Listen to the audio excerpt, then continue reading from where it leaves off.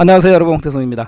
우리 지난 시간에 이어서 자료의 표현 방식 강의 들어가도록 하겠습니다. 자, 자료의 표현 방식 보면 이제 제가 이렇게 표현 형식으로 내부적인 표현과 외부적인 표현 이렇게 정리해 드렸어요. 그런데 이제 중요한 건 뭐냐면 이거 백날 봐도 여러분들 다 안 외워지십니다. 중요한 건 이 표현 형태로 제가 해드렸지만 달달 다 외우지 마시고요.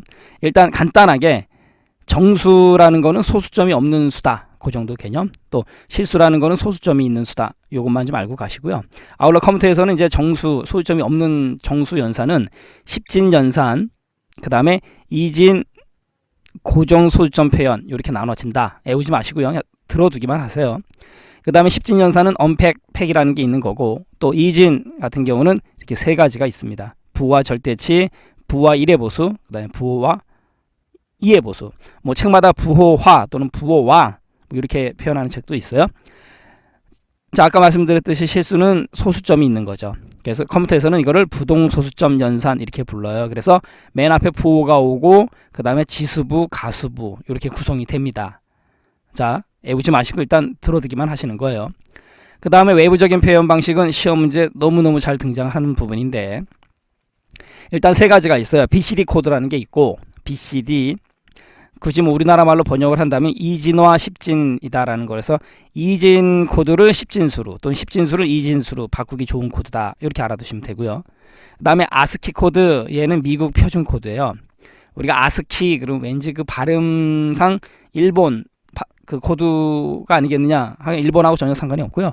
아메리카 스탠다드 코드예요. 아메리카 스탠다드 코드. 그래서 미국 표준 코드고, 그 다음에 아까 그 BCD 코드를 확장했다. 그래서 extended, 그래서 ABCD 이렇게 불러요. 그래서 확장 2진화 10진 코드 이렇게 부릅니다. 그래서 BCD는 6비트, 아스키 7비트, 그 다음에 ABCD는 8비트로 구성되는 거. 이건 진짜 외우셔야 돼요. 이건 외우셔야 되는데, 자, 아무튼 내부 외부 간단히 설명드렸지만 아까 말씀드렸듯이 암기하지 마십시오. 암기되지도 않을 뿐더러 지금서부터 설명 들으는 거 잘 들으시면 돼요. 자, 칠판 한 판 지우고 가겠습니다. 일단 언팩 10진이라는 게 있는데, 내부적인 표현 방식 중에서 이제 언팩 10진이 있는데, 다른 말로 존 데시말 이렇게 불러요. 언팩, 이 팩트라는 거는 압축하다 그런 뜻인데, 모든 영어 단어 앞에 on이 들어가면 아니오시다 아니겠습니까? 그러니까 압축하지 않았다라는 뜻이고, 다른 말로 존 데시말 이렇게도 불러요. 그러면 시험 문제는 어떻게 나오느냐라는 건데, 일단 이런 특징적인 부분 맞다 틀리다로 시험 문제 내요. 알고 있느냐 모르고 있냐 그걸 이제 알아보겠다는 얘기죠. 아울러 또 시험 문제 어떻게 내냐면, 더하기 2014를 언팩 형식으로 나타내라, 마이너스 2014를 언팩 형식으로 나타내면 어떻게 나타내는가, 이렇게 또 시험 문제 두 가지 유형으로 나타나요. 그러면 일단 플러스 2014를 언팩 형식으로 어떻게 나타내는 거냐면, 일단 2014죠. 그럼 2, 0, 1, 4라고 그대로 쓰면 되는 거고요. 그 다음에 언팩 같은 경우는 숫자 앞에 F를 넣어줘요. 그러면 F2 숫자니까 F0, 그 다음에 F1, 그 다음에 문제는 F가 아니고 여기는 뭐가 오는 거냐면 부호가 오는 거예요. 부호가 옵니다. 근데 아까 더하기였었죠? 더하기일 때는요 C가 와요. 그래서 우리 암기 속성에도 제가 여기 해드렸죠. 양수는 더하기는 C다. 우리 더울 때, 짜증날 때 아이 더워 C 그러죠. 바로 그겁니다. 더하기는 C, 플러스는 C, 양수니까 C. 그렇게 알아두시면 되죠. 그럼 다시 한번 가겠습니다. 더하기 2014 어떻게 나타내느냐, 2014 쓰는 거예요. 그 다음에 숫자 앞에는 뭘 넣어준다, F 넣어준다 그랬었어요. 이렇게 F, 그죠? 그 다음에 마지막 여기는 F가 아니고 더하기 2014였으니까 더하기는 아까 뭐가 온다, 아이 더워 C, 여기에 C가 오면 돼요. 결론적으로 플러스 2014 같은 경우는 F2, F0, F1, 그 다음에 C의 4 이렇게 나타내는 거예요. 됐죠? 일단 그 규칙 먼저 좀 알고 가시고, 그 다음에 이번에 이제 마이너스 2014 가겠습니다. 마이너스 같은 경우도 마찬가지죠. 그럼 F2, F0, 또 F1 이렇게 오는 거죠. 근데 이제 4가 오고, 이 부분이 아까 같은 경우는 더하기니까 C가 왔죠. 빼기 같은 경우는요 D가 와요. 약속입니다. 백인 D. 그렇게 외워두시면 되겠죠. I 더워 C, 그죠? 빼기 같은 경우, 마이너스 같은 경우는 D예요. 음수 같은 경우는. 그러면 F2, F0, F1, D의 4. 자, 일단 이거 먼저 머릿속에 넣어두시면 돼요. 언팩으로 나타내는 방법. 됐죠? 자, 칠판 한번 다시 지우고, 그러면 이제 왜 그렇게 나타냈는지 살펴보겠습니다. 자, 아까 이제 존이라고 그랬었어요. 언팩을 다른 말로. 왜 그러냐면 1바이트는 여러분들 우리 지난 시간에 배운 것처럼 8비트죠. 그러니까 여기가 4비트, 여기가 4비트예요. 그러니까 4비트는 존, 또 나머지 4비트는 디지트, 숫자가 온다는 얘기죠. 자, 보세요. 존 4비트 디지트, 존 디지트. 그 다음에 여기가 부호가 오는 거죠. 양수일 때는 C, 음수일 때는 D. 기억나시죠? 그 다음에 다시 디지트. 자, 요 생김새 좀 눈여겨보시고, 바로 이 부분이죠. 1바이트에 숫자 한 자리씩 표현합니다. 그 다음 숫자 표현할 때 존 부분에 뭘 집어넣어요? F를 집어넣는다. 그럼 도대체 이 F가 뭔지 아셔야 되거든요. 이 F는요 16진수예요. 16진수. 여러분들이 이제 다음 시간에 배우게 되는데, 일단 F가 16진수다. 그거만 알아두시고, 그 다음에 F는 숫자 앞에 F다. 그렇게만 알아두시면 돼요. 그 다음 또 하나 알아두셔야 될 게 뭐냐면, 이 언팩이라는 거는 출력은 가능하지만 연산은 안 돼요. 이거 여러분들 반드시 좀 알아두시기 바랍니다. 맞다 틀리다로 장난칠 수 있으니까. 그럼 만약에 연산하려고 그러면 어떻게 해야 돼요? 아직은 안 배웠지만 팩 데시말로 변경해 줘야 됩니다. 그럼 이따가 잠시 후에 팩 데시말 배울 때 얘는 연산이 가능하다 이렇게 나오겠죠. 그 다음 방금 전에 이제 배운 건데, 부호는 사인은 양수일 때는 더워 C, 더워 C, 그죠? 음수일 때는요, 음수일 때는 D 이렇게 말씀드렸었어요. 그리고 아울러 간혹가다 부호 없이 나타내는 경우도 있어요. 문제에서. 그럴 때는 F다라는 거죠. 아까 이 F가 아니고. 자, 이렇게 또 여러분들 말씀드렸어요. 그러면 여러분들이 언팩 10진을 더하기 2014 마이너스 2014 만들 줄 아셔야 되겠죠. 예를 들어서 우리 1, 2, 3을 갖다가 더하기 1, 2, 3을 갖다가 언팩으로 나타내보자. 그러면 어떻게 하면 돼요? F1, F2, 그죠? 그 다음에 더하기니까 여기가 F가 아니고 C가 오면서 C3 이렇게 나타내면 되죠. 마이너스 1, 2, 3은요 F1, 그죠? F2, 그 다음에요 D의 3 이렇게 오면 되죠. 간단하죠? 또 이렇게 알아두시면 돼요. 그래서 언팩 같은 경우는 그 예 나타내는 방법, 그 다음에 설명 잘 알아두시면 되겠죠. 자, 이제 언팩 했으니까 이제 팩 한번 가겠습니다. 자, 팩 같은 경우는 먼저 다이렉트 들어가죠. 플러스 1, 2, 9를 팩으로 나타낸다. 그럼 어떻게 되느냐? 그냥 1, 2, 9 그냥 그대로 써요. 그래 놓고 더하기죠. 아까 더하기일 때는 더워 C. 맨 마지막에 부호를 갖다 붙이면 돼요. 1, 2, 9 C입니다. 이렇게 나타내면요. 그럼 마이너스 1, 2, 9는요. 그냥 1, 2, 9 나타내면 되고요. D니까 맨 뒤에 부호 D. 간단하네요. 왠지 아까 언팩보다는 뭔가 압축되어 있다는 느낌이 들죠? 뭐 F1이니 F2니 이런 거 안 써요. 왜요? 연산해서 사용하기 때문에 급하거든요. 빨리빨리 가야 되거든요. 그게 바로 팩입니다. 팩 10진이에요. 됐죠? 그러면 우리 플러스 1, 2, 3 한번 나타내 보세요. 플러스 1, 2, 3 어떻게 나타내요? 1, 2, 3 그죠? 더하기니까 C. 마이너스 1, 2, 3은요 1, 2, 3 D 이렇게 나타나면 되는 거죠. 자, 그럼 왜 그렇게 되는지 또 설명드려야 되겠죠.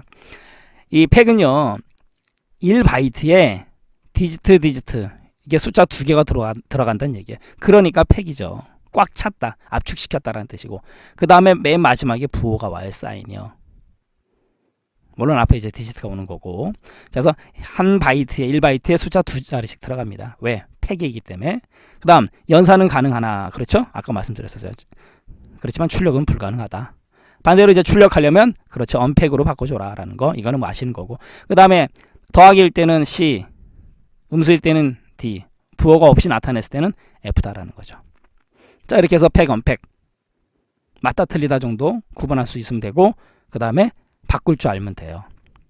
그 정도만 알고 계셔도 여러분들 무난합니다라는 거죠. 자, 이번에는 이제 이진연산인데, 이진연산은 또 여러분들 조금 어렵죠. 왜냐하면 이진이라는 거는 이제 우리가 컴퓨터 원리에서도 배웠지만 0과 1 아니겠습니까? 그렇기 때문에 컴퓨터는 잘 알지만 우리는 잘 몰라요. 익숙하지 않기 때문에. 하지만 그래도 뭐 0하고 1 둘 중에 하나인데 뭐 어렵겠습니까? 가겠습니다. 이진연산 같은 경우는 이제 앞에 부호가 오고요. 뒤에 숫자가 와요. 근데 여기서 중요한 건 뭐냐면 양수일 때는 0이고 음수일 때는 1이에요.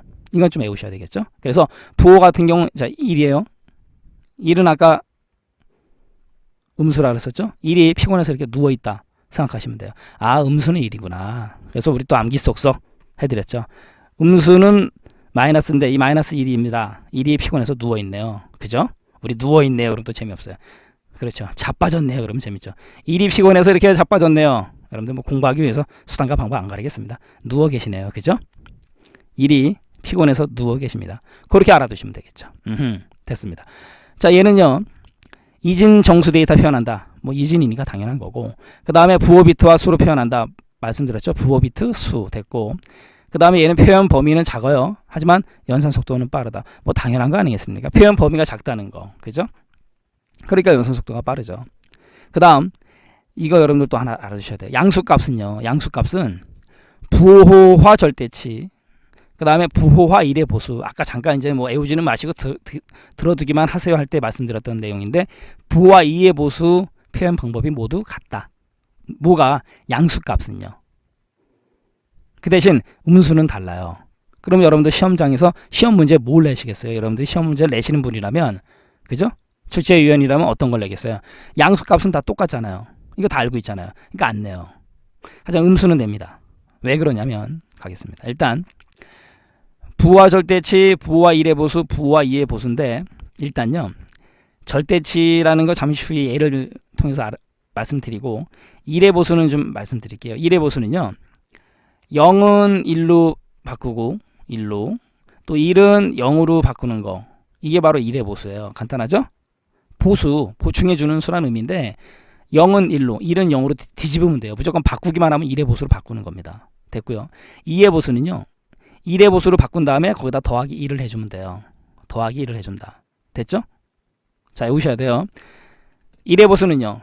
0은 1로 1은 0으로 바꿔주면 된다. 알아두시고 2의 보수는요. 1의 보수에다가 더하기 1을 해준다. 그것만 여러분들이 머릿속에 넣어두시면 돼요. 됐죠? 그러면 가겠습니다. 칠판 지우고 자, 화면을 좀 위로 올려서 마이너스 9를 8비트로 표시하는 경우에요. 마이너스 9를 8비트로 표시하는 경우인데 일단은 마이너스 같은 경우는 아까 같은 경우 뭐라 그랬었어요? 부호가 마이너스니까 0이 와야 돼요? 1이 와야 돼요? 1이 피곤해서 누워 계시네요. 말씀드렸었어요. 그죠? 그러니까 마이너스니까 이 부호 앞에는 무조건 부호와 절대치든 부호와 1의 보수든 부호와 2의 보수든 다 1이에요. 왜? 마이너스 값이니까요. 얘는 변하면 안 돼요. 불변입니다. 마이너스 값이기 때문에. 그러면 첫 번째 부호와 절대치로 나타낼게요. 절대치라는 건 뭐냐면 우리 9를 이진수로 나타내야 돼요. 9를 이진수로 나타내야 됩니다. 9를요. 그럼 여러분들이 이제 우리가 저 수학 시간에 배운 거 9를 이진수로 나타낼 때는요. 9를 이렇게 해야 돼요. 2, 4, 8 그죠? 자, 이거는 우리가 다음 시간에도 배우는데 우리 2급을 대비하시는 분들은 진법 변화는 시험 범위에서 일단 제외되거든요. 근데 간혹 가다가 아니에요. 뭐 작년입니다. 2013년 6월 22일 날 16진수가 시험 문제 나왔어요. 1급이요? 1급은 당연히 포함되고 2급에서요. 그렇기 때문에 지금 2급을 대비하시는 분들도 지금 저희 강의는 이제 1급, 2급 이제 공통 강의인데 2급을 대비하시는 분들도 알고 계셔야 되는 내용이에요. 들어두시기 바랍니다. 자, 9는 2, 4, 8 그럼 나머지 1이죠. 1 됐고 그 다음에 4는요. 2, 2는 4 그죠? 나머지 0이죠. 맞죠? 2, 4, 8 그랬을 때 이제 9에서 8 빼면 1이 되는 거고 2, 4 나머지 0 없는 거고 그 다음 2는요. 2, 1은 2 나머지 없죠. 그죠? 그럼 이제 끝났어. 1은 어떻게 할 수가 없으니까. 그 대신 어떻게 반대로 올라가야 돼요. 그럼 표기를 해보면 1, 0, 0, 1이 되는 거죠. 그러니까 10진수 9를 2진수로 나타내면 1, 0, 0, 1이 돼요. 이거 완전히 저 수학 시간이네요. 하지만 여러분들 뭐 9구단 2단만 알고 계시면 알 수 있는 내용이지 않습니까? 그죠? 됐죠? 그럼 1, 0, 0, 1이 바로 9를 이진수로 나타낸 절대치예요. 그러면 우리가 총 8칸으로 나타내니까 맨 뒤에 1, 0, 0, 1을 써주고 맨 앞에 부호 1 아까 넣어줬죠? 나머지 비트는 0으로 그냥 채워 넣는 겁니다. 그럼 1, 0, 0, 0 아까 절대치 9에 해당되는 거 1, 0, 0, 1 됐죠? 바로 이 부분. 이게 바로 마이너스 9를 부호와 절대치로 표현한 방법이에요. 됐죠? 그 다음 부호와 1의 보수죠. 1의 보수는 아까 제가 어떻게 한다 그랬었어요. 1은 0으로 0은 1로 무조건 뒤집어라. 그럼 여기서부터 무조건 반대로 뒤집는 거예요. 자, 1이니까 0 또 0이니까 1, 0이니까 1, 1이니까 0, 나머지 0, 0, 0 다 뒤집으면 1, 1, 1. 됐죠? 그 다음 여기는 뒤집으면 안 돼요. 부호값이기 때문에. 그래서 1, 1, 1, 1, 0, 1, 1, 0이 바로 부와 1의 보수로 마이너스 9를 나타낸 거죠. 그 다음 부와 2의 보수. 2의 보수는 아까 1의 보수에다가 2를 더해줘라 라고 그랬었어요. 그럼 여기다가 잠시 칠판을 좀 지우고 갈까요? 헷갈리니까. 여기다가 얘 빼고요. 얘 빼고 여기다가 더하기 1을 한 거예요. 더하기라면 0하고 1 더하면은요 1이 되죠. 그죠?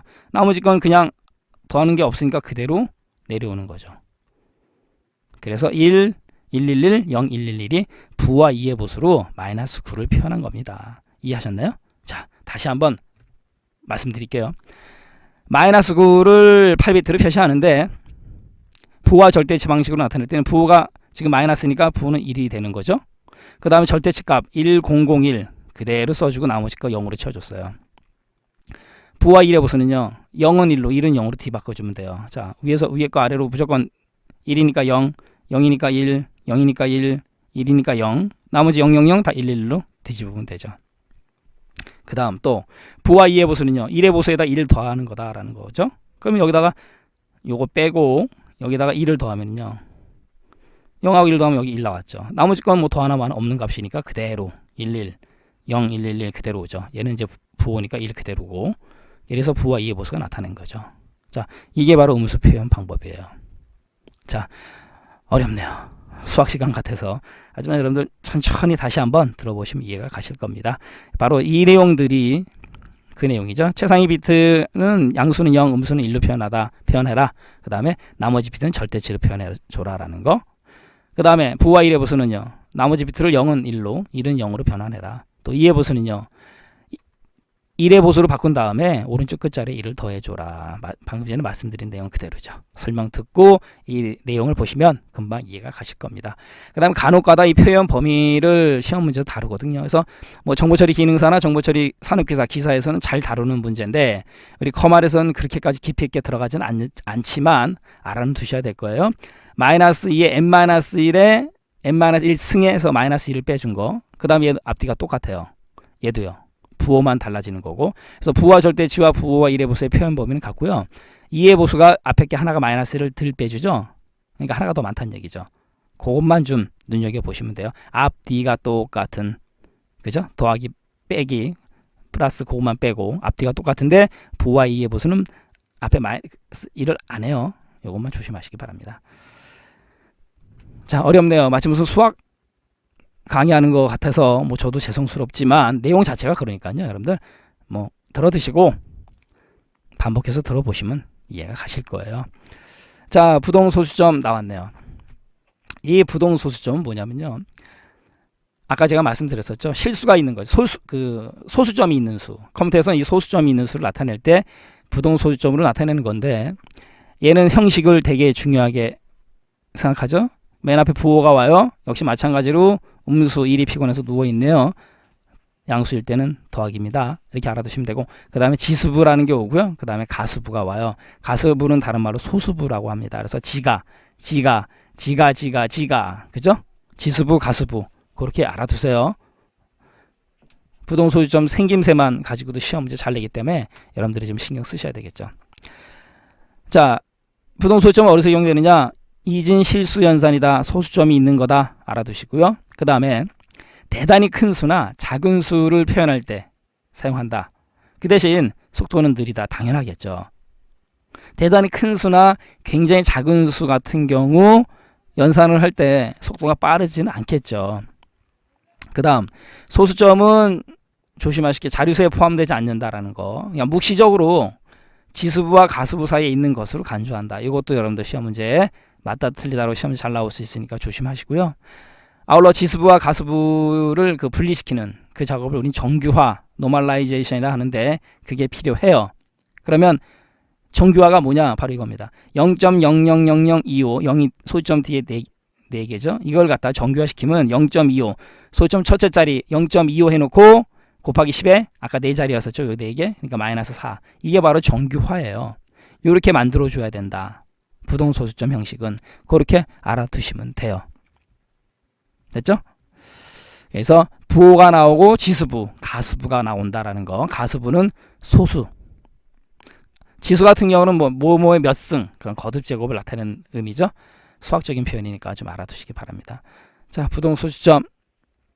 그 다음에 이제 외부적인 표현 방식은 뭐 1급이든 2급이든 시험 문제 잘 튀어나오는 내용이기 때문에 제가 목 터져라 다시 한번 강조해 드리겠습니다. 일단 BCD 코드는 이진화 10진 코드라 그래서 얘는요 6비트로 구성이 됩니다. BCD 6비트 머릿속에 넣어두시고요. 그 다음에 여기 생김새 존 2비트, 디짓 4비트 알아두시고요. 또 2의 6승 그럼 64가 나오거든요. 이거 여러분들 좀 시험장 가서 계산하실 생각하지 마시고요. 이건 좀 구구단 외워두시는 게 좋아요. BCD 코드는 6비트인데 2의 6승은 64다. 그래서 나타낼 수 있는 문자의 개수가 64다. 이렇게 알아두셔야 되고요.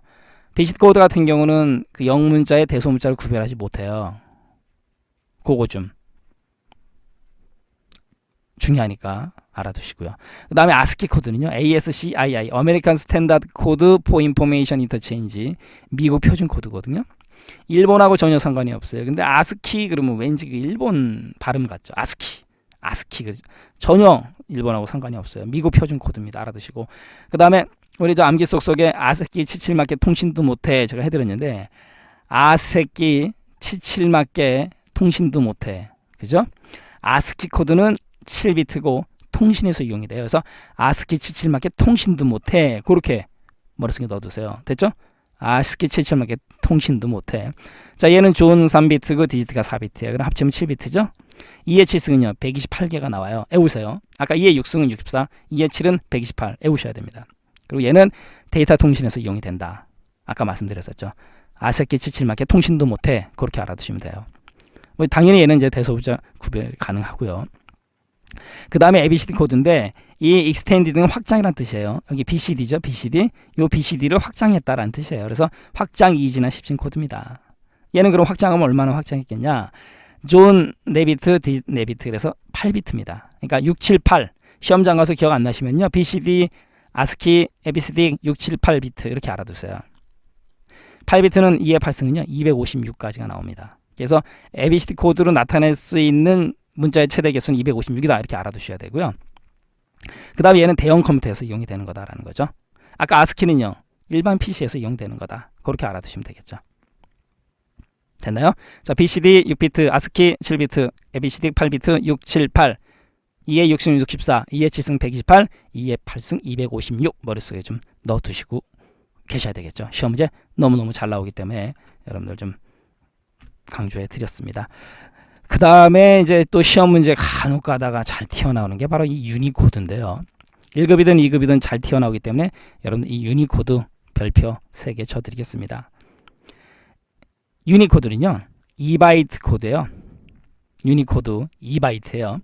유니 두 글자 2바이트 뭐 그렇게라도 좀 머릿속에 넣어두시고 얘는 세계 각 나라의 언어를 표현할 수 있는 국제 표준 코드다. 알아두시고 텍스트 그대로 알아두셔야 되겠죠. 그 다음에 한글의 경우는 조합, 완성, 옛 글자 모두 표현 가능하다. 그렇기 때문에 중요한 거죠. 또 16비트이므로 2의 16승 65,536까지 가능하다. 이것도 좀 맞다 틀리다 달달달 외우진 않으셔도 65,536 그렇다 틀리다 맞다 그 구분할 수 있을 정도로만 알아두시면 되겠죠. 그 다음에 이제 그 간혹 가다가 그 시험 문제의 이런 부분들은 맞다 틀리다 이제 보기로 나오는 경우도 있어요. 같이 좀 알아두시기 바랍니다. 그래서 KSX1001 완성형 한글에서 영문 표현, 영문 표현을 표현할 때는 1바이트고 그 다음에 완성형 조합형 한글에서 한글 표현은 2바이트. 이것도 좀 시험 문제에서의 보기로 맞다 틀리다 나올 수 있으니까 같이 좀 눈여겨보시기 바랍니다. 자, 여기 ASCII 코드 암기 속속 ASCII 77맞게 통신도 못해. 그래서 ASCII는 7비트의 통신용이다. 또 EH 승 128비트 아까 말씀드렸었죠. 여러분들 암기 속속 별거 아닌 것 같지만 시험장 가서 헷갈릴 때 혼돈을 때 힘을 발휘할 수 있는 암기 방법이에요. 자, ASCII 77맞게 통신도 못해. 자, 이렇게 해서 외부적인 표현 방식 BCD, ASCII, ABCD까지 왔습니다. 그래서 다분히 여러분들이 좀 애워야 되는 부분들이 많기 때문에 좀 힘드실 거예요. 하지만 여러분들 어쩔 수 없어요. 내가 외우기 힘들면요 남들도 외우기 힘들어요. 그죠? 최대한 누가 더 빨리 암기 쏙쏙 외울 수 있는 방법으로 머릿속에 빨리 넣었느냐, 또 넣은 거 리바이벌해서 자꾸 보는 방법밖에 없죠. 자, 이번에는 이제 에라 검출 및 교정 코드에 대해서 들어가겠습니다. 자, 시험 문제 또 잘 나와요. 중요합니다.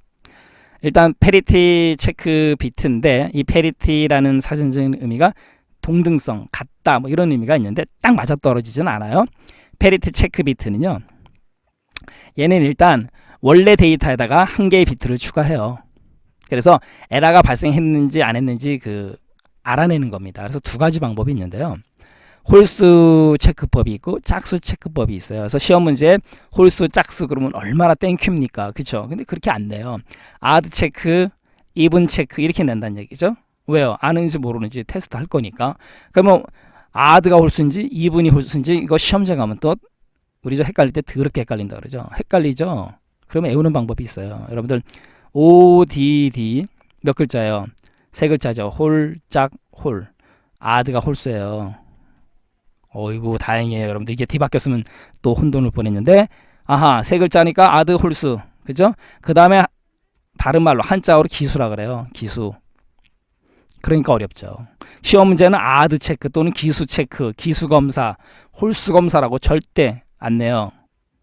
여러분들이 출제열이면 그렇게 내시겠어요? 안 내죠. 아드, 홀, 기수 같은 말이에요. 뭐냐면 1의 개수가 홀수 개인지 체크하는 겁니다. 이해하셨죠? 예를 들어서 데이터가요, 아까 여러분들 우리 9가 1001이었었죠. 1001인데 만약에 여기 뒤에다가 이제 페리티 체크 비트를 하나 넣었어요. 그래가지고 이제 제가 1001을 보냈는데 홀수 체크법으로 갈 거예요. 홀수 체크법으로. 홀수 체크법을 하는데 지금 여기가 1, 1의 개수가 짝수죠. 그죠? 그럼 여기가 지금 1, 1인데 여기가 만약에 1이 왔다고 가정을 하겠습니다. 그러면 무슨 체크를 했느냐? 홀수를 했다. 아드, 기수를 했다. 라고 이제 명시를 하는 거예요. 야, 내가 데이터 하나 보냈는데 잘 됐나 안 됐나 봐줘. 1의 개수가 뭐니? 홀, 짝, 홀. 홀짝, 홀 맞네. 그죠? 그렇게 체크를 하겠다는 얘기예요. 만약에 홀수를 안 하고 야 짝수로 체크해봐. 홀짝 잘못됐다. 여기 0이 와야 되는데. 그죠? 왜냐면 여기가 짝수였기 때문에. 이렇게 한 비트를 가지고 데이터가 제대로 왔나 안 왔나 체크하겠다는 얘기예요. 정말 무식한 방법이죠. 근데 이렇게라도 체크를 해서 홀수개인지 1의 개수가 홀수개인지 짝수개인지 체크하겠다라는 거죠. 별 의미 없어요. 바로 그 의미입니다. 아울러 짝수 체크법은 2분 체크인데 2분 홀짝 4개니까 짝수고 얘는 우수 검사라 그래요. 그래서 EVEN 2분 짝수. 우리 짝짝짝짝 박수 칠 때 우 하고 이렇게 소리 지르죠. 그래서 짝수는 우수. 이렇게 머릿속에 넣어두세요. 그래서 1의 개수가 짝수개인지 홀수개인지 찾아내는 겁니다. 이해하셨나요? 페리티 체크 비트는 1의 개수가 짝수냐 홀수냐 그거 가지고 데이터가 잘 왔냐 못 왔냐 그거 체크하는 거예요. 자, 얘는 에러 검출만 가능하고 교정은 안 됩니다. 그냥 잘못됐네 라고만 알려주는 거지, 야 잘못됐어 고쳐줄게는 못해요. 또 하나요. 2개 이상의 에러가 발생하면요 검출을 못해요. 이해하셨습니까? 페리티 체크 비트의 특징 요거, 그 다음에 요 두 가지 기능 알고 가시기 바랍니다.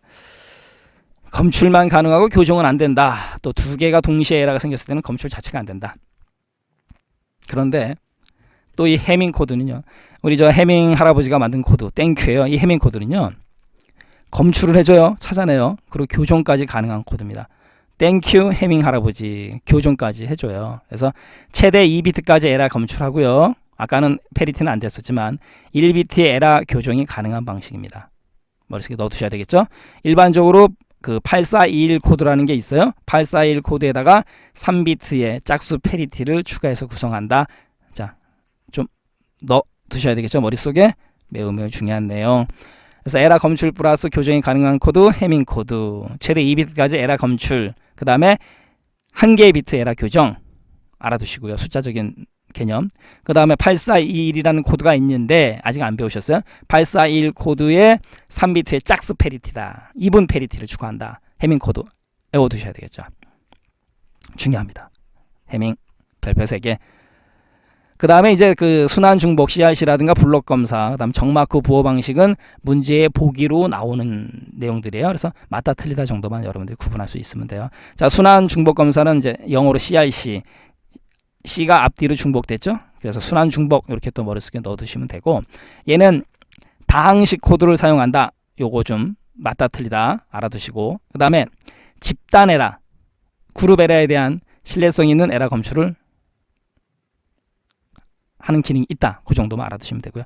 블록합이라는 거, BSC 그 블록 썸 체크인데 뭐 이렇게 영어로 나올 수도 있기 때문에 여러분들이 조금 신경 쓰셔야 되겠죠. 얘는 아까 공부한 그 페리티 체크 비트의 단점을 보완한 검사 방식이다. 이렇게 알아두시고, 그렇기 때문에 2비트 오류가 발생한 경우에 검출이 가능하다. 이렇게 알아두시면 되겠죠. 페리티 체크의 단점을 계산한 거 블록합 그렇게 알아두시면 되고, 다항식 코드, 집단 에러, 순환 중복 검사 이렇게 머릿속에 넣어두시면 되겠죠. 자, 마지막으로 정마크 부호 방식 같은 경우는 그 아까 배운 페리티 검사가 코드 자체적으로 이루어지는 방식이다. 그래서 이 아웃 오브 오 코드나 비키너리 코드나 같은 의미예요. 그래서 이 아웃 오브 오 코드 5개 중에 1의 개수가 2개, 뭐 그런 의미. 이 아웃 오브 오 코드, 그래서 비키너리 코드, 그래서 정마크 부호 방식. 그래서 요 세 개는 맞다 틀리다 정도만 여러분들이 구분할 수 있으면 되고요. 페리티 체크하고 해밍 코드는 달달달달달달달 머릿속에 넣어두셔야 됩니다. 그래서 뭐 이런 부분들은 약속이고 또 이렇게 만들어 놓은 용어이기 때문에, 기능이기 때문에 여러분들이 좀 힘드셔도 머릿속에 넣어 두셔야 되겠죠.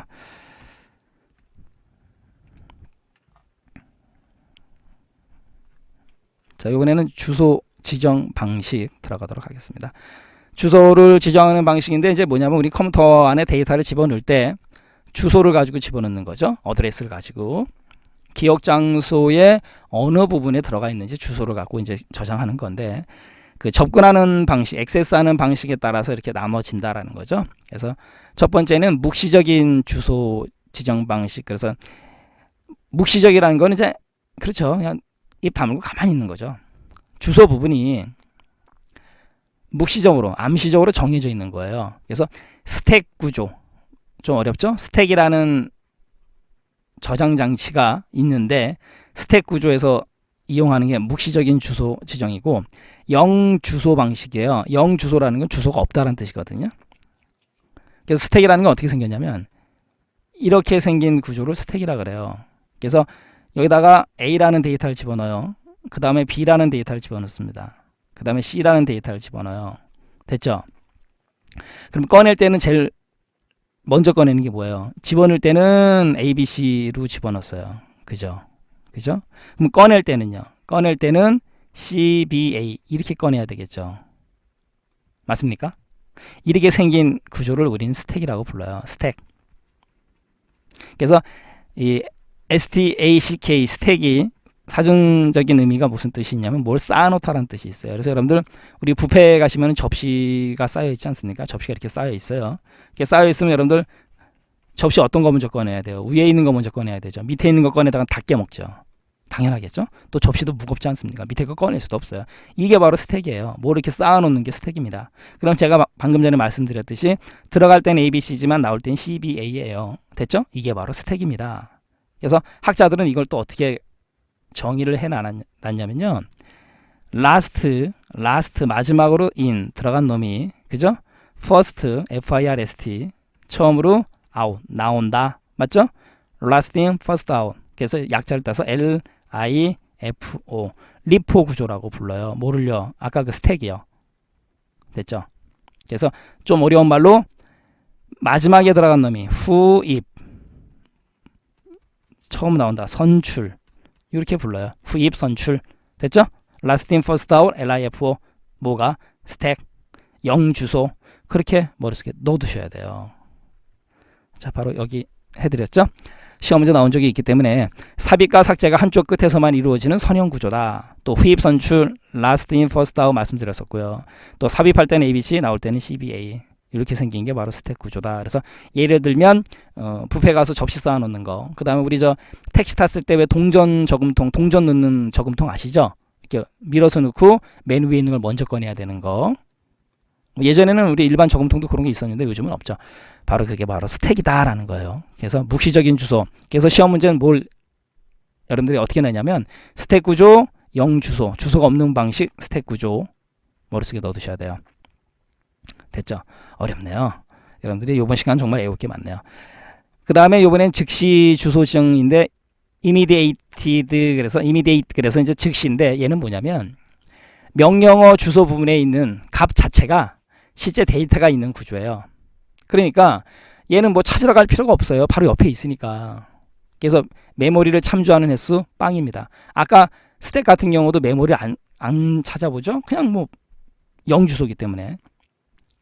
그래서 즉시 주소 지정 같은 경우는 실제의 데이터가 된다.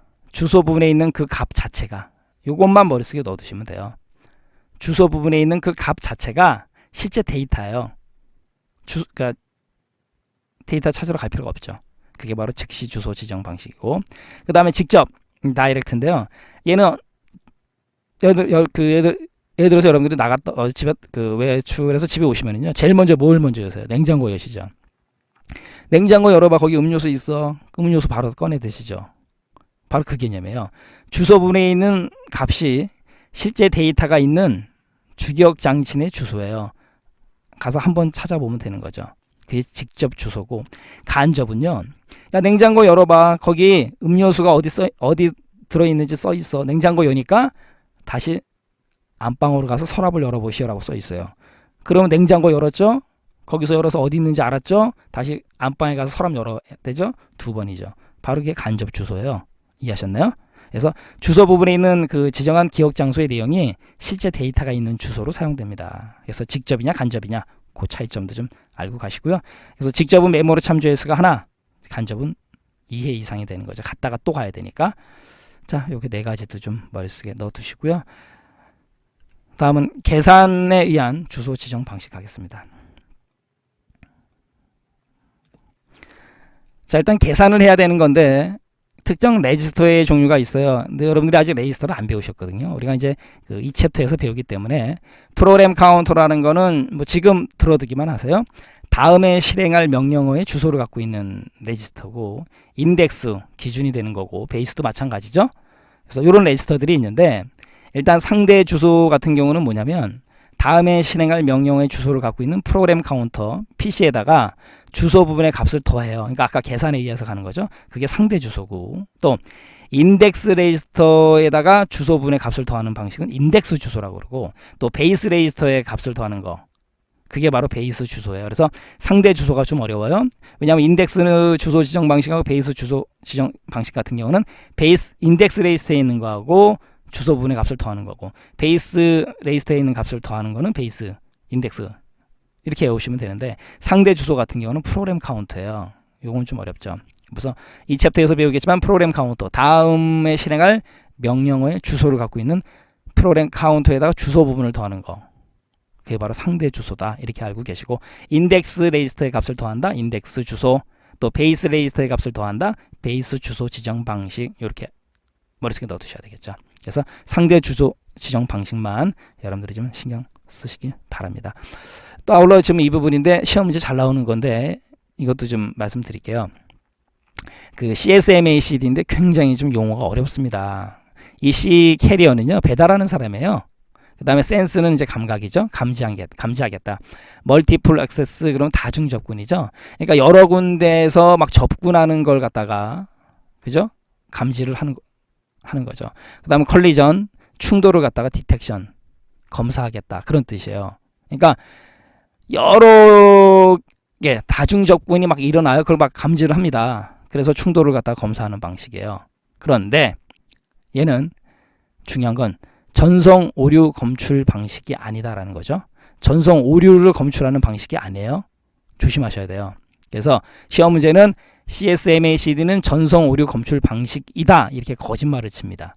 그게 시험 문제 키포인트로 나왔던 문제예요. 자, 가겠습니다.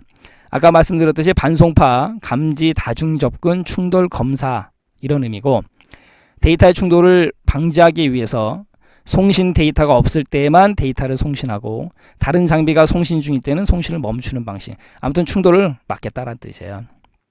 그래서 일정 시간의 간격을 두고 대기하면서 순서에 따라 다시 송신하는 방식으로 매체 접근 방법에 의한 분류다. 매체 접근 방법에 의한 분류다. 이거 조심하시기 바랍니다. 그래서 전송 오류 검출 방식이 아니에요. 왜냐하면 이제 그 영어 단어 의미 자체상 뭐 컬리전, 디텍션 이런 단어가 들어가 있기 때문에 전송 오류 검출 방식이구나 이렇게 혼돈하기 쉬워요. 그래서 시험 문제 잘 언급을 합니다. 잘 알아두시고요. 자, 방금 전에 배운 그 명령어의 길이 짧은 순서인데 즉시가 제일 명령어가 짧겠죠. 그 다음에 직접, 간접. 그 다음에 처리 속도는요. 느린 순서에서 빠른 순서. 간접이 갔다 가야 되니까 느리겠죠. 그 다음에 직접. 즉시는 갈 필요 없잖아요. 그러니까 제일 빠르겠죠. 이것도 외우실 필요 없이 이해를 하시면 되겠죠. 자, 오늘 마지막 내용이 되겠네요. 실제 기억 장소와 연관성이 있는 주소 지정 방식인데 우리 2급에서는 2급 대비하시는 분들은 이제 그 요 뒤에 내용이 보수가 나와 있을 거예요. 하지만 여러분들 그 일단 여기서 1급 기준으로 해서 여기서 강의를 마무리 짓고요. 다음 섹션 강의 우리 2급 대비하시는 분들도 강의를 들으시기 바랍니다. 왜 그러냐면요. 16진수에 관련된 문제가 2013년도 6월 22일 날 출제가 됐어요. 그렇기 때문에 알아두셔야 돼요. 그래서 그 16진수에 관련된 내용하고 보수, 우리 그 2급 체계는 보수가 내용이 뒤에 있죠. 그 보수와 관련된 내용을 다음 6섹션에서 강의를 갖다가 같이 해드리겠습니다. 그래서 여러분들 1급 나는 1급 시험 보고 2급 안 볼 거니까 이것만 들어야지. 또 뭐 2급 보시는 분 나 1급 안 보니까 들을 필요 없네. 그게 아니고요. 저희 강의는 여러분들 1급, 2급 공통 강의 아니겠습니까? 그래서 구분 없이 강의해 드릴게요. 아울러 시험 문제도 범위가 아닌데도 출제가 되기 때문에 다음 섹션에서 여러분들 자세하게 설명드리도록 하겠습니다. 자, 실제 기억 장소와 연관성 있는 주소 지정 방식인데 이제 절대 방식이라는 게 있어요. 절대 번지인데 absolute 그러면 절대적인 이런 뜻이 있죠. 얘는요, 딴 거 필요 없어요. 그냥 머릿속에 이것부터 알아두세요. 그냥 고유 번지. 그래서 0, 1, 2, 3, 4, 점점점 이렇게 가는 거예요. 0, 1, 2, 3, 4, 5, 6, 7, 8, 9, 10 계속 가는 거예요. 이렇게 같이 16지수로 약속해서 순서대로 정해놓은 번지가 바로 절대 번지예요. 절대라는 의미가 그거 아니겠습니까? 그죠? 시험 문제 어쩌고 저쩌고 0, 1, 2, 3, 4 16진수를 약속해서 순서대로 그러면 절대 번지예요. 그래서 기억 장소를 직접 숫자로 지정하는 주소다. 그래서 기계어 정보가 기억되는 곳이다. 이렇게 알아두시면 돼요. 뭐 장점, 단점 신경 쓸 필요 없습니다. 상대 번지는 릴러티브, 상대적으로 가는 거죠. 그래서 별도로 지정된 번지를 기준으로 해서 그걸 갖다 베이스로 해서 상대적으로 얼마큼 이렇게 떨어져 있느냐 그걸 나타내는 걸 상대 번지라고 그래요. 그래서 여러분들 절대 번지는 조금 이 텍스트 그대로 시험 문제 나올 수 있으니까 머릿속에 넣어 두시기 바랍니다. 자, 요번 섹션 두 번째 섹션 많이 어렵죠. 여러분들 외울 것도 많고 그렇죠. 신경 쓸 부분도 많은데 제가 중요한 거 안 중요한 거 또 암기 쏙쏙 외우는 방법 말씀드렸죠. 그래서 여러분들 이번 강의는 여러분들이 외워질 때까지 반복해서 강의를 좀 들어주실 것을 제가 좀 숙제로 내드리겠습니다. 아울러 여러분들 이론을 확인하는 기출문제 매 섹션 끝나자마자 바로 풀어보셔야 돼요. 우리가 배웠던 내용이 그대로 문제로 나와 있기 때문에 또 배운 내용을 확인하는 그런 과제의 의미도 있기 때문에 여러분들이 그 이론을 확인하는 기출문제 반드시 풀어보시기 바랍니다. 물론 강의 듣고 반드시 자기 것으로 만든 다음에 문제를 풀어야 재밌겠죠.